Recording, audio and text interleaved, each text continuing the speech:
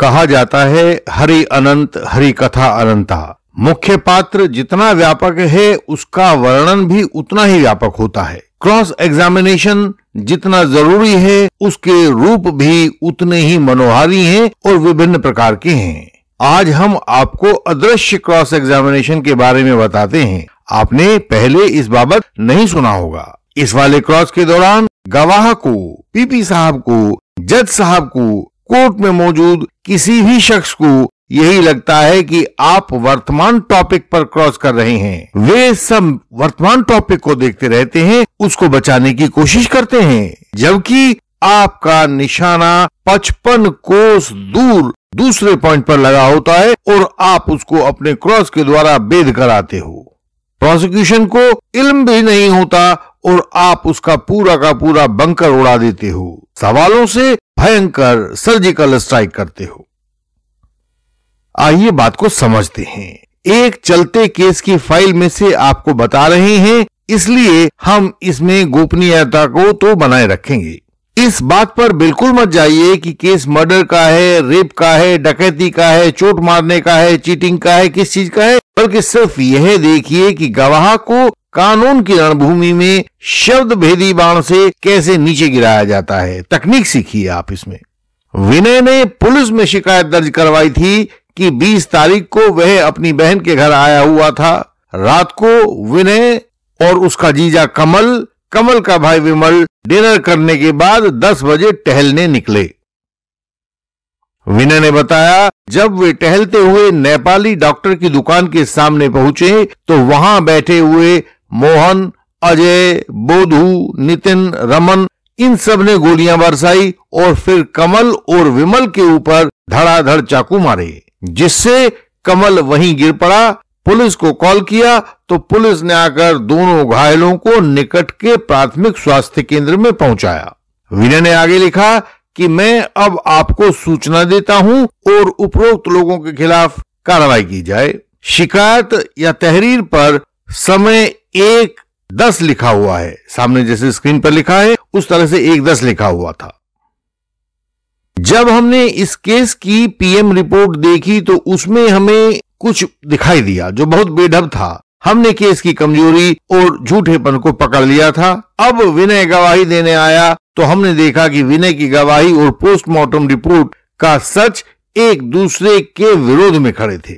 हमने विनय को क्रॉस किया। हमने इस गवाह के डिनर को लेकर एक लंबा क्रॉस किया और यह उस क्रॉस का ठोक कर जवाब देता रहा और सोचता रहा कि देखता हूं कि यह वकील क्या कर पाता है। उधर हम लोग भोजन पर पूछे गए अपने क्रॉस के द्वारा इस गवाह को बहुत सारी जगहों पर पकड़ रहे थे। देखिए सामने लिखा है, उसको हम चांस विटनेस दिखा रहे थे, उसके चश्मदीद गवाह होने को निश्चित कर रहे थे, हम घायलों के प्राथमिक उपचार को झुठला रहे थे, हम मृतक की पीएम रिपोर्ट के द्वारा इस गवाह को झूठा गवाह होना दिखा रहे थे। सारा क्रॉस तो हम यहां आपके सामने नहीं दिखा सकते हैं, लेकिन उसका संक्षिप्त रूप आपके सामने जरूर रखेंगे। इंडियन लीगल सिस्टम के पास झूठे गवाहों को तोड़ने के बहुत सारे कानूनी औजार हैं। बिना झूठे गवाहों को तोड़े आप फॉल्स एलिगेशन पर विजय नहीं पा सकते हैं। बाद में जीवन भर पछताते रहने से अच्छा है कि झूठे गवाहों को तोड़ने में इंडियन लीगल सिस्टम की विशेषज्ञता का सहारा लिया जाए। इंडियन लीगल सिस्टम के मेंबर बने और यह सहायता पाएं। जब यह गवाह कोर्ट में आया, अपनी बात कहने के लिए आया, तो हमने उससे सवाल पूछे। हमने पूछा यह बात तो सही है ना कि आपने अपने किसी भी बयान में यह नहीं बताया है कि 20/5/2020 को आप पहली बात कितने बजे अपनी बहन के घर आए थे, किस मकसद से आए थे, किससे मिलने आए थे, बहन से, जीजा से, विमल से। हमने आगे इसमें यह भी पूछा कि क्या आपने पुलिस आईओ को कोई ऐसा कागज दिया था, किसी गवाह का नाम बताया था या कोई काम बताया था जिसके लिए आप उस दिन अपनी बहन के घर आए थे। हमने यह भी पूछा कि आपने किसी पुलिस बयान में यह नहीं बताया है कि मिलने का मकसद पूरा हुआ था या नहीं हुआ।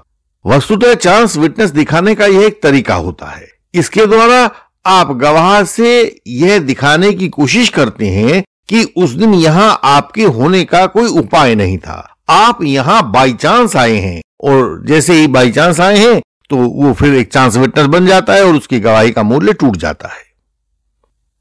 हमने उससे आगे पूछा, मेरा कहना है कि आप उस दिन घटनास्थल पर मौजूद नहीं थे, आपकी मौजूदगी का कोई कारण नहीं था, इसलिए आपको केवल पुलिस में रिपोर्ट करने के लिए बाद में बुलवाया गया था। आपने कहा कि रात का खाना बहन के घर में खाया था, बताइए कि भोजन में क्या क्या बना हुआ था, क्योंकि यदि 4 व्यक्ति भोजन के बारे में बताएंगे तो चारों का डिस्क्रिप्शन अलग होगा और यह गवाहों के झूठ को पकड़ने का तरीका होता है। तो हमने इससे यही पूछा कि बताइए भोजन में क्या क्या बना हुआ था, दाल कौन सी थी, सब्जी कौन सी थी, सलाद था या नहीं था, उसमें क्या था, रायता कौन सा था या नहीं था, और था तो उसमें क्या था। इस तरह के सवाल हमने उससे रसोई के बारे में करने शुरू किए, उसके डिनर के बारे में करने शुरू किए जो उसने कहा था कि हमने किया है। हम यहां उत्तर आपको इसलिए नहीं दिखा रहे हैं क्योंकि आपको निश्चित पता है और हमें भी पता है कि जब हम गवाह से सवाल पूछते हैं तो हम लीडिंग फॉर्म में पूछते हैं और गवाह के सामने सिवाय वही उत्तर देने के अलावा कोई दूसरा चारा नहीं होता जो हम चाहते हैं कि वह गवाह उस सवाल का उत्तर दे। गवाह विवश होता है हमारे उत्तर को देने के लिए। हमने उसको एक सजेशन दिया कि आपने, कमल ने, विमल ने, तीनों ने साथ बैठकर खाया था और उस दौरान कहासुनी हो गई थी, ये बात ठीक है ना? या ऐसा है कि आप लोगों ने साथ ना खाकर अलग अलग खाया था? 5वां सवाल हमने पूछा, खाना खाकर आप अपने घर क्यों नहीं चले गए थे?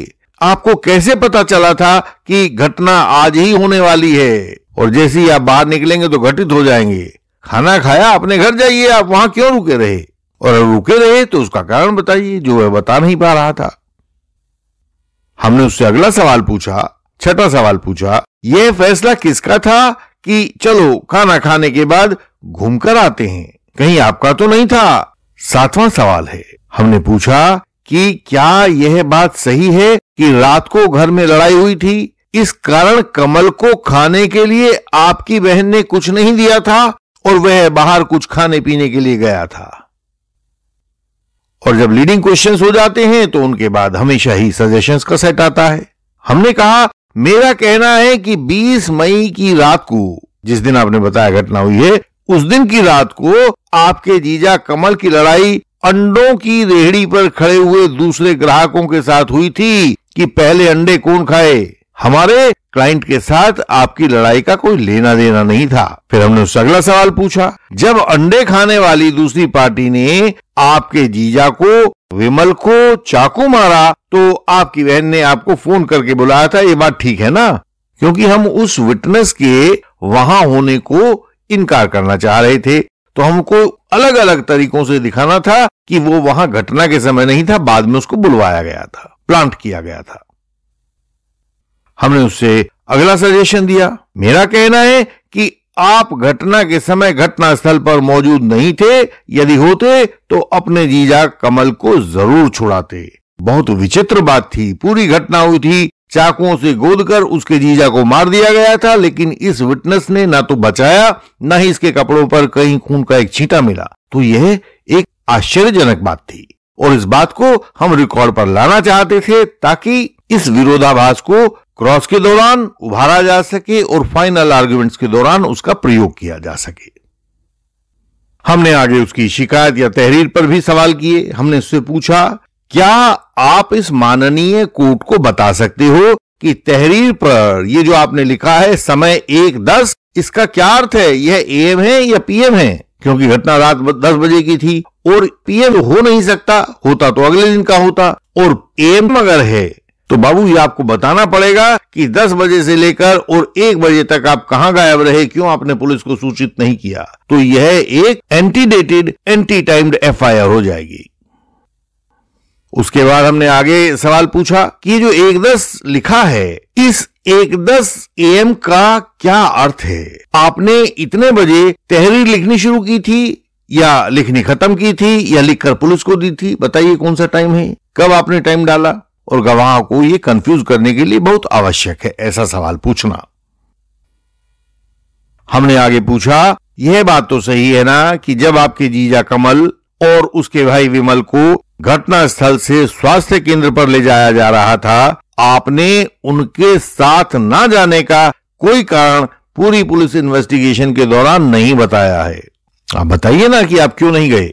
आपको चोट लगी थी, दिखाइए कहां लगी थी। आपके कपड़े खराब थे, दिखाइए कहां खराब थे। क्योंकि इनको गाड़ी में भेजा गया था तो उस गाड़ी में जगह नहीं थी, ये कहां लिखा है। आपके सबसे निकटतम रिश्तेदार को चोट लगी है और आप उसके साथ डॉक्टर की दुकान तक नहीं जा रहे हैं, तो कहीं कुछ दाल में काला है। हमने उसको सजेशन दिया, आप मौका पर मौजूद नहीं थे, इसीलिए जीजा को कथित चाकू लगने के बाद भी आप उसके साथ प्राथमिक स्वास्थ्य केंद्र में नहीं गए। यदि आप घटनास्थल पर होते तो जरूर जाते। फिर हमने उससे आगे सवाल पूछा, आपकी तहरीर के मुताबिक आपके जीजा उसके भाई को बहुत सारी गोलियां लगी थी। आपने कहा है, लेकिन घटनास्थल से तो एक भी गोली बरामद नहीं हुई। बाद के बयानों में आपने कहा कि चाकू मारे थे। तो यह परिवर्तन है जो 162 के द्वारा हम आमतौर से हिट करते हैं। हमने उससे यह भी पूछा कि जब यह घटना हुई तो क्या आपने 100 नंबर पर कॉल की थी। उसने कहा की थी, तभी तो पुलिस आई थी। तो हमने पूछा कि आपने कॉल कितने बजे की थी, किस मोबाइल नंबर से की थी, पुलिस ने क्या कहा था, क्योंकि यह सारा कुछ बिल्कुल रिकॉर्ड पर मौजूद नहीं है। और आप देखेंगे कि हमने एक भी डायरेक्ट सवाल इस गवाह से नहीं पूछा, सिर्फ उसकी शिकायत पर पूछकर मृतक की पीएम रिपोर्ट को उड़ा दिया। क्योंकि पीएम रिपोर्ट में लिखा था कि मृतक के पेट में पेस्टी फ्लूइड था। पेस्टी फ्लूइड का मतलब है कि लगभग खाना खाए हुए 2 घंटे गुजर गए थे, जबकि यहां खाना खाने के बाद ये फौरन बाहर आ गए थे। फौरन बाहर आने के बाद इनकी हत्या कर दी गई थी। तो ऐसे में वह पेस्टी फ्लूइड आपके स्टोमक में कैसे आया, यह सवाल हमने इस गवाह से पूछा नहीं, लेकिन उसका उत्तर ले लिया। यानी कि आप गलत बयानी कर रहे हैं। जब डॉक्टर आएंगे हम उनको सवाल पूछकर इस गवाह को कन्फ्रंट करेंगे और यह गवाह झूठा साबित हो जाएगा। तीसरा, जब आईओ आएंगे तो आईओ से हम गवाह और डॉक्टर दोनों को झूठा करेंगे, क्योंकि आईओ की कहानी तो बिल्कुल अलग कहानी है। तो हमने इसमें इस गवाह से एक भी सवाल डायरेक्ट नहीं पूछा, लेकिन पूरी की पूरी पीएम रिपोर्ट को उड़ा दिया है। इस शिकायत के अनुसार यदि भोजन करने के एकदम बाद गोली लग गई तो आपके स्टोमक से अनडाइजेस्टेड फूड मिलना चाहिए, जो यहां पर नहीं मिला है। जीजा से मारपीट होने पर इस गवाह की शिरकत होनी चाहिए, इसको चोट लगनी चाहिए, लेकिन जो नहीं लगी है।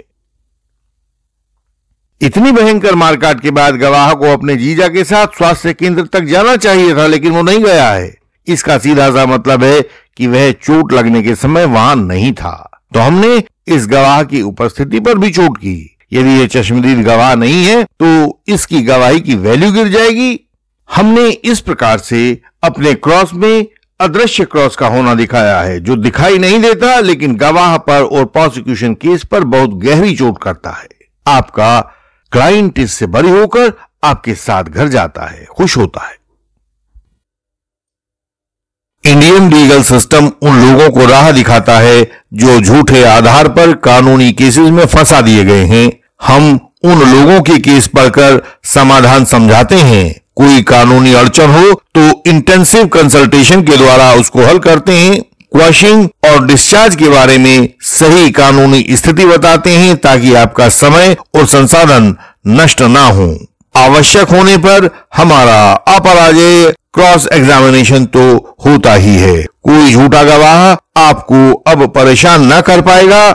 केवल क्रॉस के द्वारा ही ट्रायल जीता जा सकता है। जो क्रॉस ठीक से नहीं कर पाते हैं वे ट्रायल में हार जाते हैं और अपीलों में वर्षों तक चक्कर लगाते हैं। आप इस कानूनी प्रक्रिया के शिकंजे में ना फंसें। हमारी वेबसाइट है indianlegalsystem.org। इस पर सभी महत्वपूर्ण जानकारियां आपकी सरल भाषा में दी गई हैं। उन्हें पढ़ें और सीखें। आपका ज्ञान आपका हथियार है। इस चैनल की हर एक वीडियो में फॉल्स एलिगेशन से बचाव की युक्ति दी गई है, उसे देखें, वह आपकी सहायता करेगी। इस चैनल को लाइक करें, शेयर करें और सब्सक्राइब करें। बेल आइकन को प्रेस करें ताकि कोई नई वीडियो आपसे छूट न जाए। हम आपसे अगले वीडियो में फिर मिलेंगे। तब तक के लिए प्रणाम।